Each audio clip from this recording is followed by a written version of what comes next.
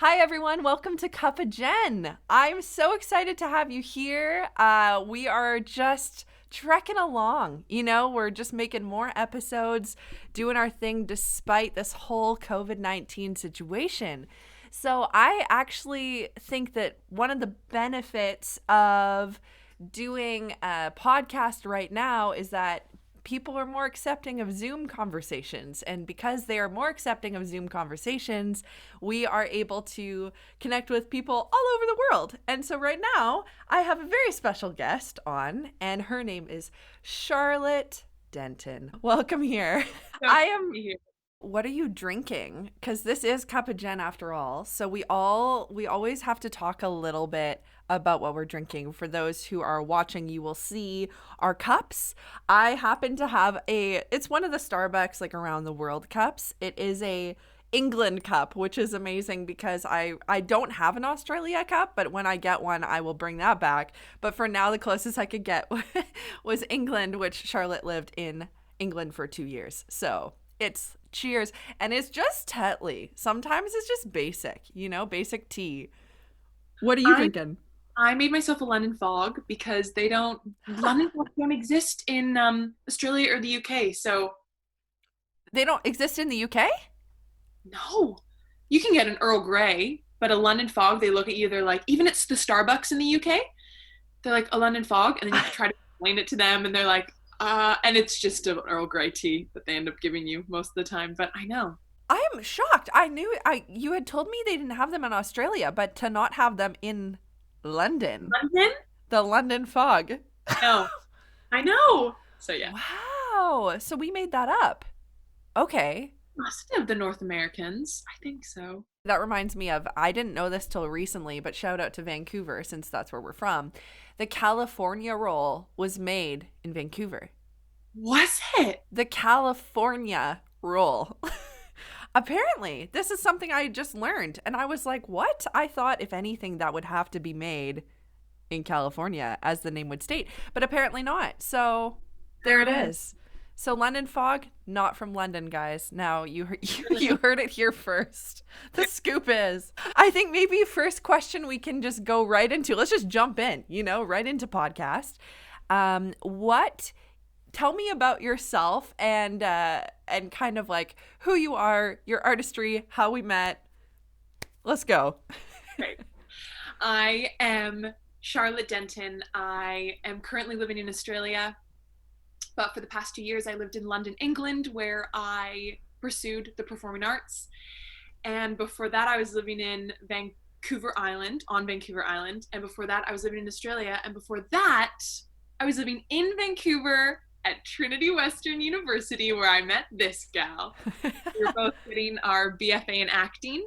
And since graduating in 2016, it's just been kind of a pursuit of the arts. Wherever I am, I'm trying to be in the arts some way or another.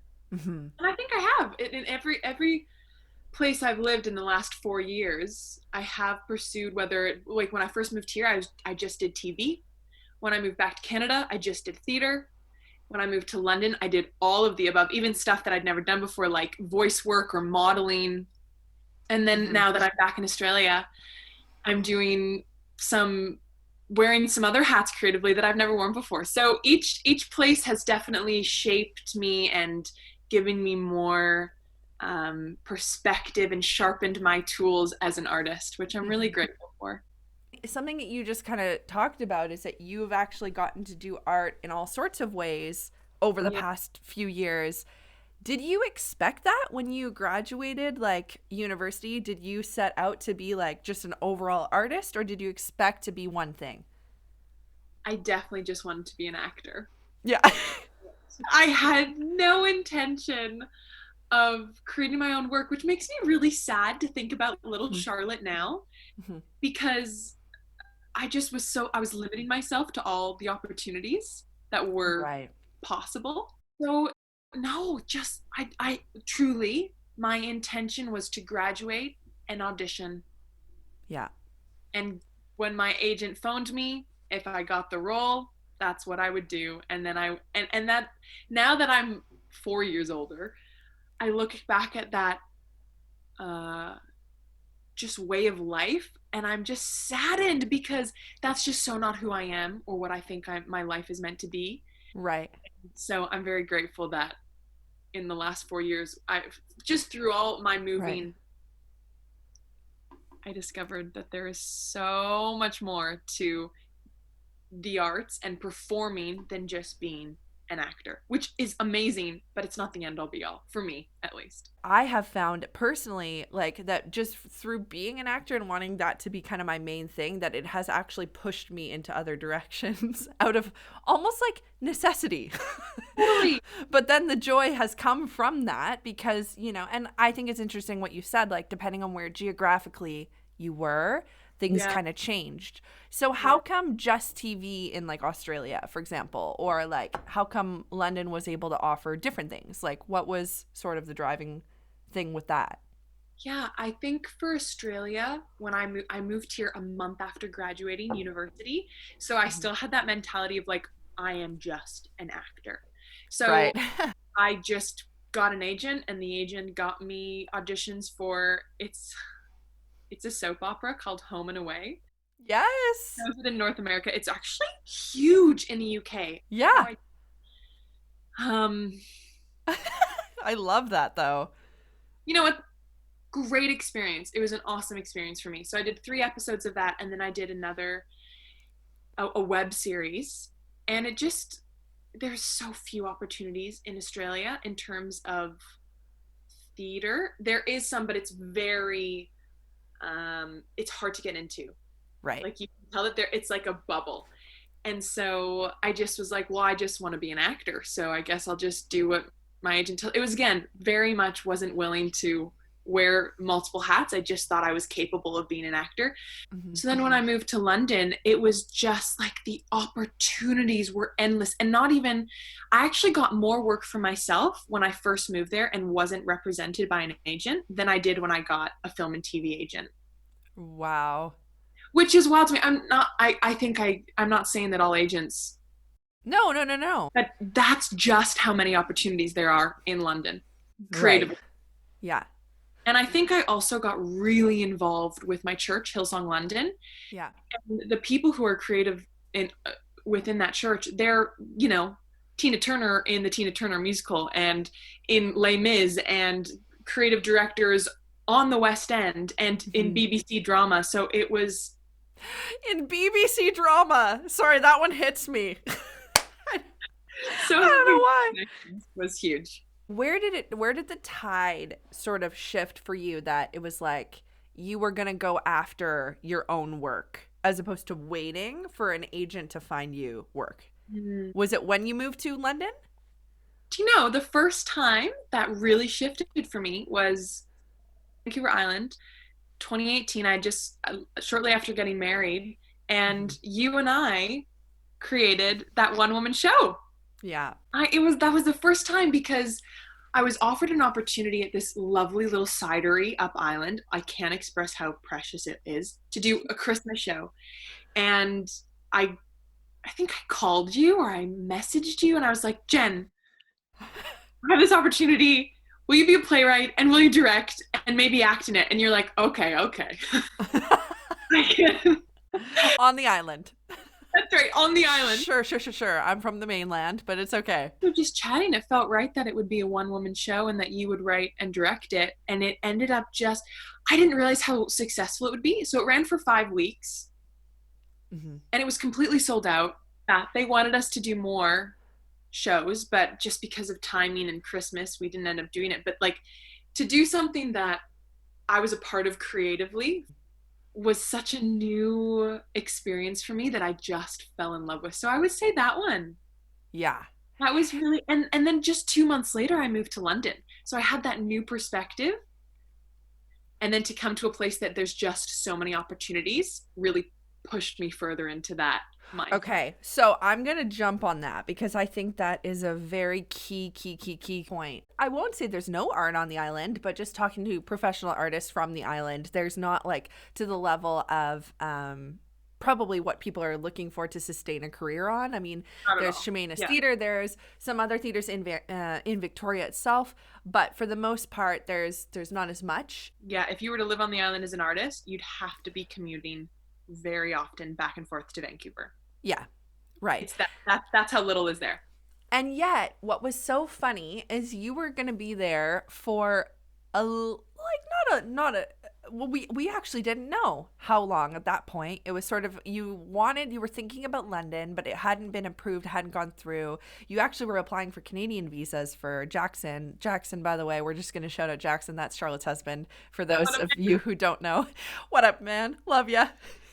Just the idea of like, let's create our own show really came out of I don't want to say boredom, but just out of a lack, like there wasn't anything going on, so let's make something happen. So then you did.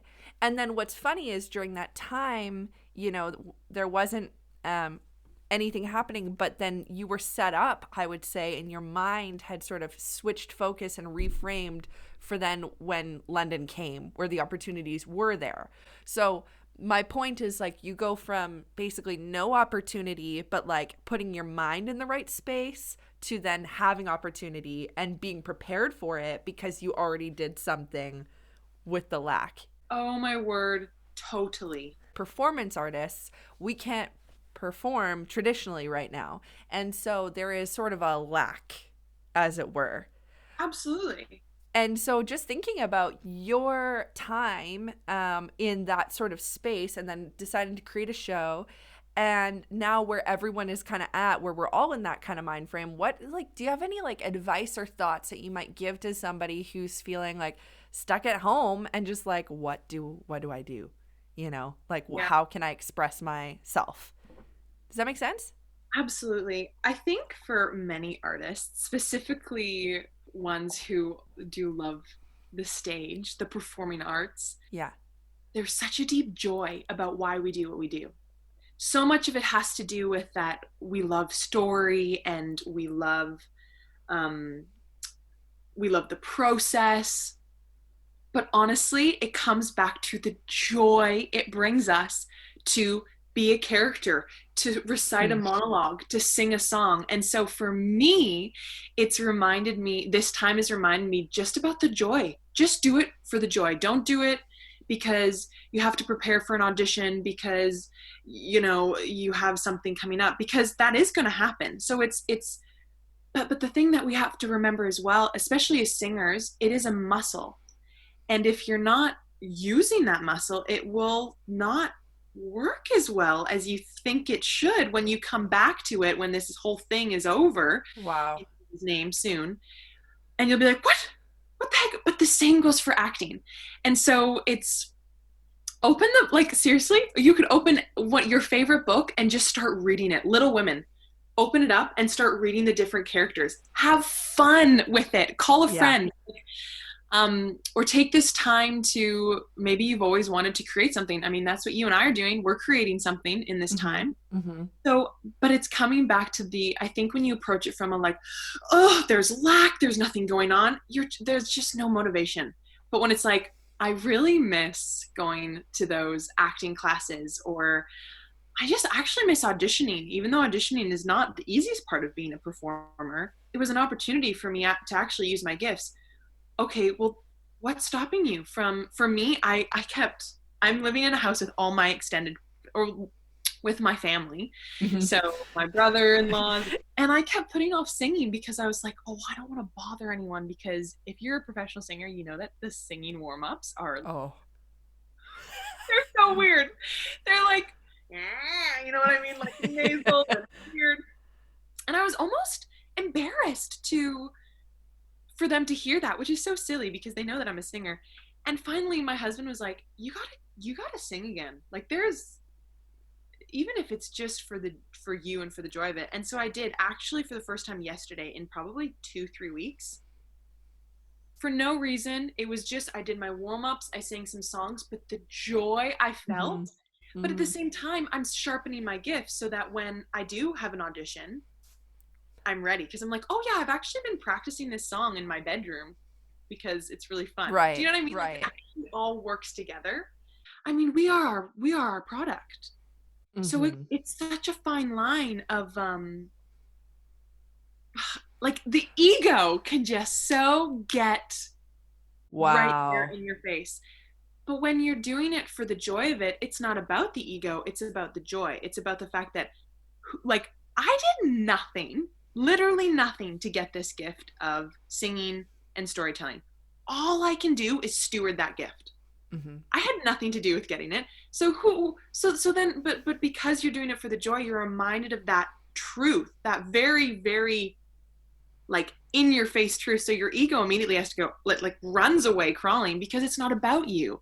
It's about the gift you were given. Mm-hmm. And so, but who are you to be given a gift and just throw it away, right? That's what I mean about the muscle. Like, if you're given a gift, you should be stewarding it. And stewarding it doesn't have to look like this pressure, obsessive, freaking out. It can look like joy. Mm-hmm. Go, Mm-hmm. girl. Mm-hmm. Talk to me. Mm-hmm. No, I love it. No, that's just so good. That's so, so, so good. Um, okay, so yeah. Okay, I'm wearing a sweater. I'm gonna try to get up. It's unfortunate. Let's move this. It says on it, stop wishing, make it happen, and start working. Come on. You know, it's from Zara. It's literally fine. I don't know why Zara wants to Sorry. speak to artists right now, but apparently they do. So thanks, Zara. What's up? Um, it's just so funny because, yeah, like, who are you to not do the gift that you've been given?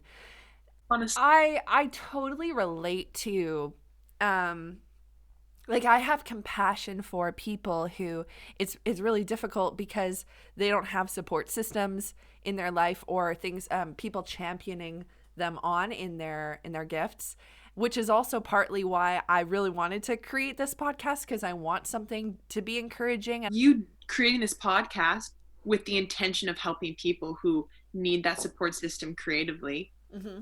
You're using your gifts. Do you know what I Yeah. mean? Like, Yeah. all this, it's almost like a food chain of creativity, gifting, joyful goodness. Yeah. All around. Feeding into each other, definitely. And I think that's like the importance, like, and that for me kind of ties back into, like, and people on here already know my faith is real. It's for me, it's what it is. But yeah, I think that there is a certain level, that's what the church is supposed to be too. Like, it's supposed to be this like symbiotic relationship of like things kind of feeding into each other. That's why, like, we talk about in scripture, like, everybody being a part of the body. And it's like, you don't have to be, you know, if you're a finger, you know, don't try to be a knee. Like, it's just what it is. It just is what it is. But we need the fingers. Yeah. But we need the knees. So don't just I just finger, be the knee. Yeah. be the knee. And I think back, I saw this, like, a little bit of speaking from Stephen Furtick, who is the pastor of Elevation Church, and he actually talked about that one time. He said, like, that he was describing, like, his microphone. It was like the top of the line microphone that he was speaking into, and that's like what its job is to be a microphone. But if you were to try to, I don't know what he actually used as an example, so I'll make another one up, but it's like, if you tried to use it as like a construction tool, even though it's top of its line as a microphone, it's the best quality it's ever going to be. Like, there can't be better quality microphone than that. Yeah. But you're trying to use it in construction, it's not going to work. It's just not, because it's not built for construction.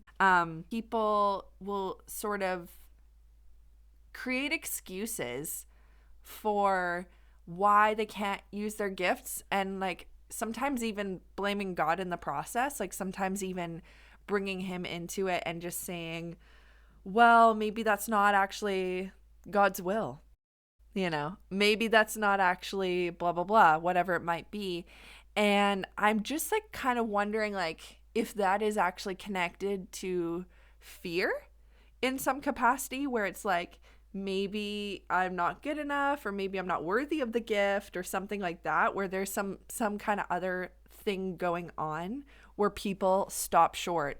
Why do people stop, like, working, you know? Like, my whole idea of stop wishing. It's like this thing is like people will talk in terms of possibility of like, oh, my dream, but then they don't actually put in the work to doing it. And I sometimes used to think it was because people didn't care, but now I actually feel like they do care, Mm. but it's like maybe there's something stopping that bravery. And is it possibly fear? Do you know what I'm talking about? Oh my gosh. Yes. Okay. I think it is a couple things, and I think very it's very different for each person, of course. Hmm. But something that I have noticed not only with my friends who are artists, who it's like, what the heck? Like, I don't understand. You're so gifted. What's going on? But even for myself, I think with the world 2020, the world we're living in, there is this expectation that it should kind of happen like that. I should walk into an audition, not even really have to put a lot of effort in, and they should just look at me and they should see a video I post on Instagram. And for example, just because I love him, he's a Canadian homeboy who loves Jesus, is Justin Bieber. In no way was it zero to hero for that kid. If you go back and watch and listen to the amount of work that kid put into being a singer-songwriter, every weekend he was on the curb. What's it called? Busking. Busking for his local town. He was constantly putting himself out there. And it took multiple meetings, multiple interviews, multiple rejections. And I think it's so tough that we think for some reason that it is just meant to be lickety split, bada bing, bada boom. But no one's story is that way. Even the most successful people, Oprah Winfrey. Oh my gosh. Like, just the amount of work people have to put in, and not only the work, but the rejection. Mm-hmm. And so I think, first of all, it's acknowledging that worldly belief and just throwing it away because it's not true. Yeah. And I think that's actually one of and then that leads into taking other things that you believe that just aren't true, like you aren't good enough. I mean, man, oh man, if that's not one of the greatest issues of our whole world, including the mental health issue that we're facing, I don't know what is. Mm-hmm. But there is this just universal belief that no one is good enough. And it's just not true. Yeah. It's just not. And so acknowledging that, and whatever that means for you, for me, it's really helpful to be in my word and find the truths that are there. Yeah. Biblical truth. Because to be honest, no, I'm not enough without Jesus. So in him, I have all I ever need. His sufficiency for me is more than enough. Mm-hmm. So that's been huge for me. But it's also, I'm doing this amazing thing right now called The Artist's Way. Yeah. Julia, what's up? Yeah. It's a spiritual pathway for creatives. Mm-hmm. And it is specifically for people who do believe in God. But you can also, if you don't, it works just as well. You believe in the universe or whatever you believe. Mm-hmm. And I'm on literally chapter 1, and she's had us, there's all these different things you need to do, kind of like worksheets. Yeah. One of them is you had to acknowledge all the negative blurts you say throughout the day that you don't even really think about, but you had to try and become conscious of them. Yeah. And then you had to replace it with an affirmation that was truthful. So the opposite of that negative. Do you mind sharing some of those? I have them here. I have the negative blurt and then the creative affirmation. Wait, can you just from afar, can you show how many? Look at that page, you guys. So for those of you who are listening, the page is full. Okay. And I know Charlotte to be a fairly positive person. Okay. So just imagine all of us have stuff going on in our minds, and I just want to be clear, I don't think we can always control your thoughts, but you can definitely take them captive and do what you need to do with them to redirect. So okay, share some of those. Well, you have to. And again, I didn't even realize I was doing some of these. Yeah. Genuinely. Number 1, guess what number 1 is? I'm not enough. I'm not enough. Creative affirmation to replace it. In Christ, I am more than enough.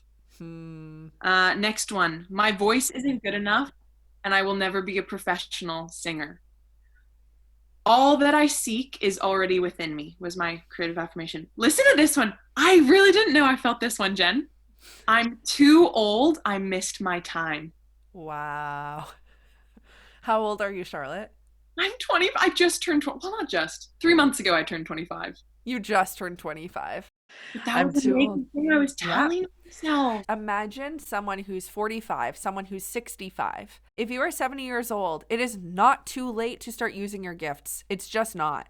It just isn't. If you're 85, it is not too late to start using your gifts. It just straight up is never too late. As long as you have breath in your lungs, it is not too late to start using your gifts. In fact, if you have a gift and if you have the breath in your lungs, the world needs you. Like there's a reason you're still Yeah. here, you know? Yeah.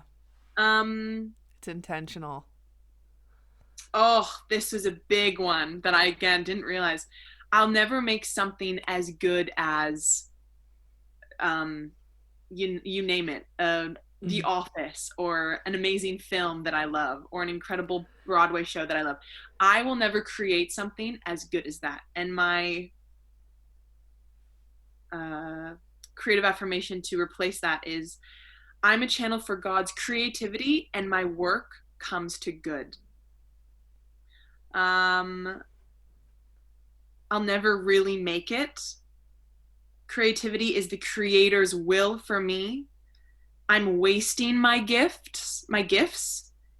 Creative affirmation replacement is, as I create and listen, I will be led. So it's just like it. And again, like you can choose whichever replacements you want, but the book offers you some options, and then I just made some up myself as well. Man, it was so, and again, I wrote those down a couple days ago, so they're obviously still buzzing through my brain, and I'm trying to replace them with the truth. Whatever is going on, fear-wise, insecurity-wise, that is stopping you from seeking out your purpose, it's about the kind of reframing of that. Because I don't think that sometimes, like, it's just not going to be natural to us. Some days there's going to be times, because we live in this world, where we're going to be like, I just suck. I feel so crappy. And you can feel it and let it go. You know what I mean? You can feel it and then reframe it and let it go. You know what I mean? So I don't think it means like, oh, we have to have an absence of this stuff. I think it's we have to be brave enough to do things despite the stuff. And to face and to write it down and be like, whoa, I didn't realize that was going through my head. How horrible. But it's facing it, and because if you don't face it authentically, then you're just always going to have the same problem. So if maybe the creative doesn't work for you, but so that's the thing too. That's what's so great about this little workbook I'm doing, the Artist's Way, is it's kind of like figuring out what works for you as an artist, because every artist is so different. And so yeah, it's got to be an authentic journey, because it is going to keep happening, because we are human and we do live in a fallen world. You know? But it's creating those habits. Oh my gosh, for me, it's about habits. Yeah. Reframing it. Yeah. That makes sense. Because you have to put it into, well, because you know what it is, actually, I believe this. We have thought patterns. Yeah. If Jenessa does this, it'll go like this, and then this will be this, and then this, and that's the end. Right. And that's the thought pattern of whatever particular thing. So it takes mental energy to create a new, and actually neuroscientists will talk about this, like creating new brain patterns. And it's not just be transformed by the renewal of your mind for the sake of I don't know, like it's some loosey-goosey thing. Like it's actually intentionally, like your brain has to repattern the negativity and replace it with positivity, and not just positivity can sometimes feel empty, I think, but like just like love and compassion for self and that kind of thing, and rewriting insecurity with confidence. Yeah. You know? And again, it goes back to the ego for me. Like just not making it all about you. Don't get me wrong. Like take care of yourself. Oh my goodness. You should. Like, it's true. How can you love others when you don't even love yourself? Totally. But for me, it is that dying to myself every day, Mhm. and therefore having the renewal of mind, because it's not about me.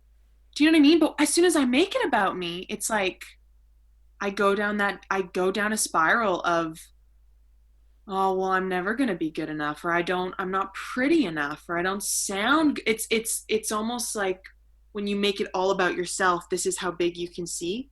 But when it's Ah, the joy, or the, for me, bring God glory and sharing the gift and bringing light to the world, it's like boop, boop, boop, boop, boop. And then you're able to, I don't know, hear the truth more easily as well, because you're not just in your own little world that's all about the Shar Shar show. You know what I mean? yeah. That's what works for me. A lot of us are quite literally just alone with our thoughts. That's it. And we don't have people speaking life quite so literally, or even distracting us. My boyfriend James and I, we have a thing where we let each other kind of rant, because, sometimes you just have to like get it out. And like, what I love what you said about, you have to deal with that authentically, because just going, oh, they told me to be positive, so, oh, I have to like, force myself to not feel that way, and you don't really deal with it. Whoa, no, no, no. That's not what we're talking about. We're saying like, let it out, and then you can kind of gain perspective of it. I feel like that's part of it too. What you're doing is writing it down. So now you look at it and you go, okay, that's an insecurity. That's crazy talk. I can gain perspective. But it's like what James and I will do. Sometimes I'll rant, and then we have the veto power to be like, can I call poison? Where it's Wow. like, I hear where you're at. I'm not saying it's not fair. I'm not saying it doesn't make sense. I'm saying, though, that ultimately, if you hold that in, that's going to poison you. I love that. So there's this idea of like, okay, so Jen, you just said like, you're not good enough at blah, blah, blah. Poison. It's just straight up not true. And it's not even about being good enough. What does good enough even mean? What if it's just about being the offering? Like, what if it's just about, what if we don't put so much stake in that, in like what you're giving, put more stake in the actual giving of it than the product itself, what the artistry is, what the fun is, what the joy is, even just being sometimes obedient to like, I have an impulse, let's do it, let's see. And then you see it and you're like, that's okay, we're not doing that, but I liked the idea of it, you know what I mean, like that kind of thing. And so getting it out is, I think, very important, but also having that perspective is important. Totally. Do you and Jax have anything like that, where it's like, do you find yourself ranting to him and then he's like, okay, let's reframe? Yeah, definitely. The we found it more like feeling something about him, something he's done, or maybe it's about myself creatively, or a friend or family. And he acknowledges like, okay, what you're feeling is, it's like, it's true for how you feel, Mm-hmm. but let's look at the facts. Okay, the facts. And it like, he's like, we call him the gentle giant. He does it in the gentlest way, and he's a very good listener. So he listens, so I can again verbally process it, because sometimes I don't even need the facts, because as I'm verbally processing, I'm like, oh yeah, I hear, okay, never mind. You know what I mean? Like, Yeah. yourself out of that. But sometimes when I'm in such a dark place that I can't hear it, he'll help me see the facts. Okay, so for example, let's use that I don't feel like I'm too old. Let's use that one. I'm too old. I've missed my time. Okay, first of all, let's look at the facts. How old are you? Okay, I'm 25. Okay, well that's pretty, in standards, that's pretty young. How much have you done already? And you're already 25. List all the things I've already done in my creative career. Well, that's some pretty cool stuff. That's a good resume. What are you hoping to do just this year? List that. Well, that's accomplishing a lot, and you're still just 25. Do you know what I mean? Like, Mm-hmm. okay, let's look at the facts of other people who didn't make it until they were even 27. And it's then you look at the facts, and it's not belittling how your truthful feelings. Because again, you can't just be like, oh, this is, my feelings mean nothing, because they're your feelings. But I struggle sometimes when I'm like, my feelings, it's my truth. This is my truth. And it's like, true. That's how you're feeling in the moment. But it doesn't mean your truth is the actual truth. I'm alone. No one loves me. I'm not enough. Truthfully, you feel that way. That's totally true. but it's not the actual truth. Do you know what I mean? I'm so glad you said that, separating your experience from Mhm. what is objectively Mm. happening, or because of course if our truth was the only truth, like, gosh, we would all be in a really bad spot. Danger alert. Yeah. Danger. But also it does it because I think there's a difference between someone, even yourself, pouring out your truth, how you're feeling, your insecurities, and then going, you know what? No, I'm the best. I'm so amazing. Everything's great because that's not actually very authentic to the situation. Whereas when you list the facts, it's not even, again, it's not about the ego. It's just about like, oh, truthfully, I am 25 years of age. That's so awesome. I love that so much. Truthfully. And it just gives you this shift that is so, there's a peace about it because it's not boosting the ego and it's not like fluffing yourself up and trying to just put your feelings aside and believe this other thing. It's a very beautiful process of like, oh no, oh yeah, okay. I just think that every day, like what we were saying before, about every day that you have breath in your lungs is an opportunity. It's like, really, like, it's unbelievable how much it takes for us to just breathe every day. Like, it's crazy the amount of like actual miraculous functioning has to happen just even in a single cell. Anyway, that's a whole other story. But the point is, if you're like, to me, it's like, even if the facts are like, oh, the facts are I'm 65. Okay. The facts are I'm 65. Great. 65 means you have experience in areas that a 25-year-old just straight up doesn't. 65 means you have wisdom, something you can bring to the table. And 65 doesn't have to mean that you have more fears or more insecurity. It could mean you have less. My whole thought is like, age is almost like irrelevant. It is. And But like, as are most of our insecurities. yeah. Yeah, let them control us for some silly reason. You have also delved into the modeling world. And I feel like this conversation is just as relevant for modeling. And I know you're really quite passionate about sort of breaking sort of the barriers of like what people think in modeling, like how a model is supposed to look, blah, blah, blah. Yeah. What has your experience been with all of this stuff with that? Oh, it's been extraordinary, to be so honest. It's just been, and it's because it was so unexpected. I never set out to be a model. Mm-hmm. So when I first got married, my husband and I got married, and then within 4 months of being married, we did 3 bridal photo shoots. One was with the cover of a bridal magazine, and then 2 others were for other things. But it was just like, and we were like professionally paid models. And I remember being like, well, that was really fun, but I got to do it with my husband and I got to wear a wedding dress. So I didn't really think much of it. And I am 6 foot. Okay. So that's a component. Yeah. But I'm not stick thin. Like, there's nothing sticky thinny about me. I've got fat on my body. I'm curvy, and that's just the way I was created. So in my brain, it's believing these things that just aren't actually true with the facts. I just thought I could never be a model because I'm not stick thin. So that just went out. And again, I just wanted to be an actor. So when I moved to London, I actually ended up signing with the biggest and most successful plus size modeling agency in London and New York City. Mm-hmm. And I think because they were a plus size modeling agency, it allowed me to embrace, because I had embraced the body I'd been given, but to embrace it in a modeling sense. And they call me, so I'm not a plus size model, I'm an in-betweenie, which like literally that's what my body type is called. You're an in-betweenie, according to them. Great. So with that, I ended up doing some incredible I worked for some amazing brands, did some campaigns, did more bridal stuff.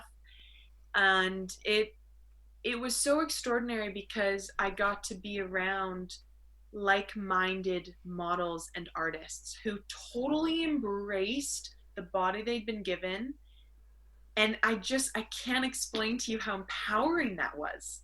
Not only as a human being with a body, that Mm-hmm. I think we all, again, it's with insecurities, struggle to just love our body the way that it is. But also as a woman, there was something so freeing about going, oh, okay, it's okay to just be me, and my agency totally doesn't believe in Photoshop. They have some of the most, there's one model in particular, her name is Rachel, and she's in like her 50s, and I can't explain to you how beautiful she is. And she's getting more work than I am, but it's because she has this beautiful white silver hair, and she has wrinkles like any 50-year-old would, but she embraces who she is. And that's what we need. That we need to be seen. And again, you were built and created to be quite thin, because some people just naturally have that build. Absolutely own that. Mm-hmm. But Yeah, this don't. is not a shaming Oh my conversation. gosh. No, no, No. no, no, no, not at all. Um, but that's what it was for me. And I think too, also acknowledging that for most models, it's just the truth. For most models and actually actors, if they are really professional and this is their livelihood, Yeah. they actually have the time to be going to the gym every single day. I did in London, and that was the most fit I've ever been in my life. Plus I've London, you walk everywhere. You Like, do. You do. Yeah, yeah, yeah. it's But awesome. like even being in Australia, being active and fit is really important to me. But I've gained so much weight since being in London, but there's not this like Being pressure oh, or this shame now that I'm here. There's no pressure or shame about it, because it's like, well, who I think it goes back to like, okay, who told me that I can't have a little bit of weight on me? Because like who? And if there is somebody, write that down, do what you got to do to forgive that and let go of that. mm, But it's been an incredible process, and it's really shaped my self-image, and also, other people's self-image, and just embracing what you were born with. feel free to answer as much or as little on this as you want, because I know it's personal to you and I only know this because we're besties. But I just know also, like, thinking about you in your childhood and being sort of like bullied for certain things, and then being able to come out of that and conquer in such a unique and sort of beautiful way. Like, can you speak to that for people who might have like been bullied, or like how to kind of overcome that? Yeah. I was really blessed with an incredible childhood and parents. I did get bullied really bad in elementary school because I was confident and fat, and the two don't really go together. So people didn't like that for some reason. Hmm. And but I really truly blame my parents for the way I turned out, because they just loved me. So Mm-hmm. I know some people aren't as blessed with as amazing parents as I have been, but it's about Right. surrounding yourself with people who just love you for who you are. You don't have to put on a show. You don't have to be a certain weight. You don't have to earn a certain amount of money or have a certain career. You can just be yourself. And that, for me, surrounding myself with people like that has probably been one of the greatest healers. Time is also a friend in Yeah. healing. Yeah. But then also, it's just like it's again, I feel like I'm repeating myself, but it's the truth. Okay, you're bullied for being fat and confident. Apparently, you're not allowed to be those two things. Well, I don't think that's true. I think, you know what I mean? And it's like Right. taking every thought captive. I It's love actually, that. yeah, it's been really good, but I honestly haven't really thought about it much, because I've been so blessed to be surrounded Mm-hmm. by people who just, I feel like I'm allowed to be myself around, you know? But also, I think too, and I recognize this more and more as I get older, but it's the quality over quantity. You know what I mean? Hmm. Because I think in high school, it was like, oh, look at all my friends. But as you get older, it's like, look at these three extraordinary people in this season. Maybe it's four, maybe it's two, maybe it's one. But like, they are giving me life, and I therefore give them life as well. Not because, it's about No. Yeah. who's getting what, but it's just this effortless relationship. And I think you and I have really found that. And when you find it, you got to hold on to it. And of course, seasons change. I mean, listen, I've moved so many times that friendships, it has been a bit of a struggle at times, but there have been those solid friendships that have just, they're going to be there for you. And if I need someone to just like, I need to verbally process with someone, I know who that person can be. Yeah. You know? Yeah. And plus, like you said, for you, your family as well is huge, but I know what you mean. And obviously Jackson too. Sorry, Jax. He's just like, he's a, it should always be assumed that he's the first one because he is, and he's bloody good at it. If you were to talk to Charlotte a year ago, what would you say to her to encourage her? And then the next question you can answer at the same time or afterward, but is what advice would you give somebody who is needing some help to be brave to follow their giftings into whatever that might look like? Okay. It's deep, girl. We're in it. We're on Cup of Jen. There's no shallow questions. I'm sorry. Yeah. So a year ago, I would have told myself to calm the frick down. You know what? Miriam said the same thing. The very same thing. Calm down. I love that. Calm down, Charlotte, and just have a bit of faith. Literally the size of a mustard seed will do. Honestly, just have some faith, not only in yourself and your giftings, have some faith in your God who gave you those giftings. Have faith in the people you've surrounded yourself with. Just have a bit of faith, because I love to control things. I'm not a control freak. I'll actually tell you honestly, like I can say that honestly. I'm not a control freak, but I love having control. I love to be like, hey, this is the plan. This is what we're going to do. This is how we're going to do it. Da, da, da, da, da. But to just have a bit more faith. My word that I was given for my 24th birthday was patience. And I didn't really learn it last year. And so I was like, hey, God, I'm 25. What's my word for the year? Because I really love having words for the year, because my birthday is really close to Christmas. So it's kind of my word, not only for that birth year, but it's also like for that year to come. Yeah. So what's my word for 2020 and 25? And he's like, patience. I was like, what now? What? We did that. We've been there, done that. It's a new year. It's a new decade. It's a new me. Nuh-uh. And so, what a better time to be learning it, hallelujah, than in this season we're all in. But it's not because the thing is, I will always be a hard worker. It's just it's truly who I am, but also the way I was raised. So please don't hear me incorrectly, all of you wonderful listeners. Yeah. That's not what I'm saying. Work hard, but then trust the work you've done. That's what I'm saying. So just put in as much effort and as much time and energy. But when you've given as much as you can, go, okay, I have faith.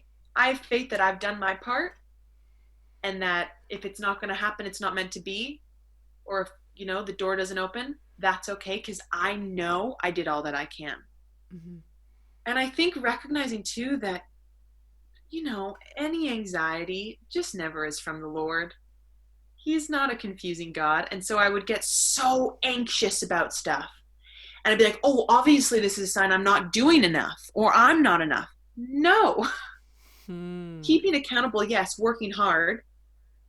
And maybe that's the facts. Write it down. Oh, I don't feel like I'm doing enough. Okay, what have you done for this audition or for this creative project? Oh, I've done, and the list is long. Or maybe it's not long at all. And you're like, no, okay, yeah, I need to put a little bit more work in. What would you just say to somebody who is on the verge right now thinking, should I go after basically I've worded it a few different ways, my dream, my purpose, my giftings? Should I maybe leave behind this other stuff that I've been doing where I'm making excuses and wasting time and go for what I really want to do? Yeah. So I really believe that to whom much is given, much is expected. And we've all been given something. So therefore we do all have this expectation of using what we've been given. And it looks so different for different people, but as artists, you got to use those gifts. And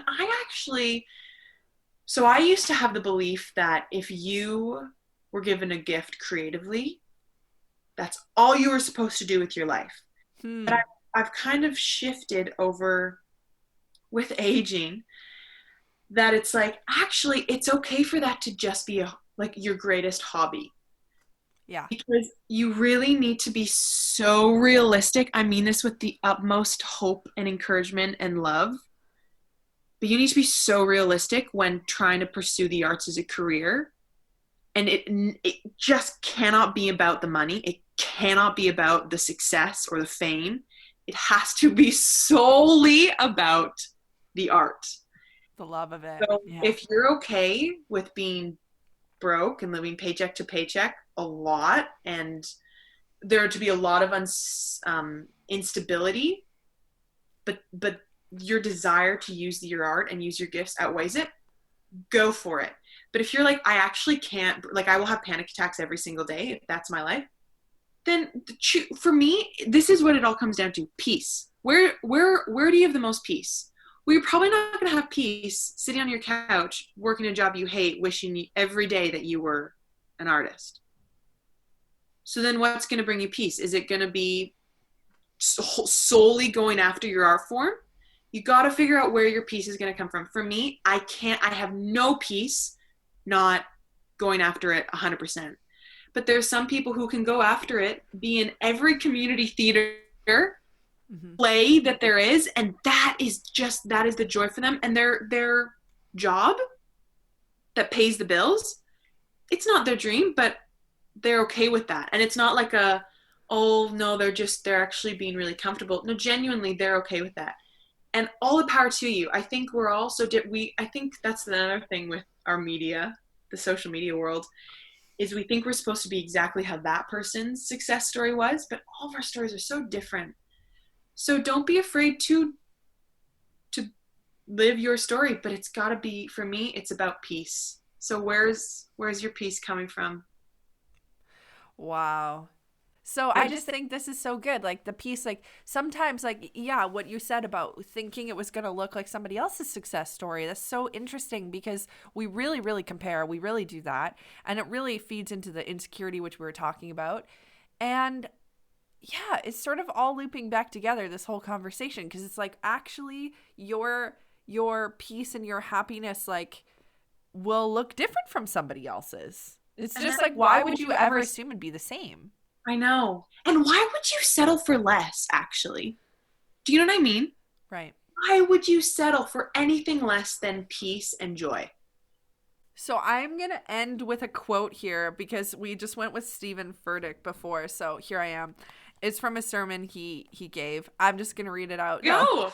So he said this. He said, the pain of falling short is nothing compared to the shame of stopping short. So I think that there's a certain level in which it's like insecurities, anxiety, words spoken to us when we were bullied that one time, words spoken to us by family, external things, internal things, all of it, its goal is to stop you short from getting to where God has purpose for you. Again, not that your purpose is connected to your career. I think your purpose is just even connected to just being in love with God and with life and yourself and joy and all that stuff. But the pain of, like, trust me, the pain of not doing it is going to be so much worse. You know what I mean? Like, yeah. the feeling of, like, what you're saying, that's going to cost you your peace. I think that's going to cost you your peace more than doing it, giving it a try and being like, you know what? Not for me. Yeah, totally. Cheers, babe. Cheers, cup of Jen, cheers. I'm going to cheers the camera here. Cheers to you, my friend. Thank you so much for being on the podcast. If people want to follow you on social media, how did they do that? Charlotte Jane Denton, Denton. Perfect. At Charlotte Jane Denton. And that's probably the best way, hey, to get a hold of you for any artistic collaborations, that kind of thing. Yeah, definitely. Sweet. Feel free always, guys, to reach out to either of us on either Cup of Jen or our personal Instagrams if you need encouragement, you want to talk about some stuff. Sorry, I just threw you out there like you would totally be fine with that, but I know you would be. So fine with that. Yes.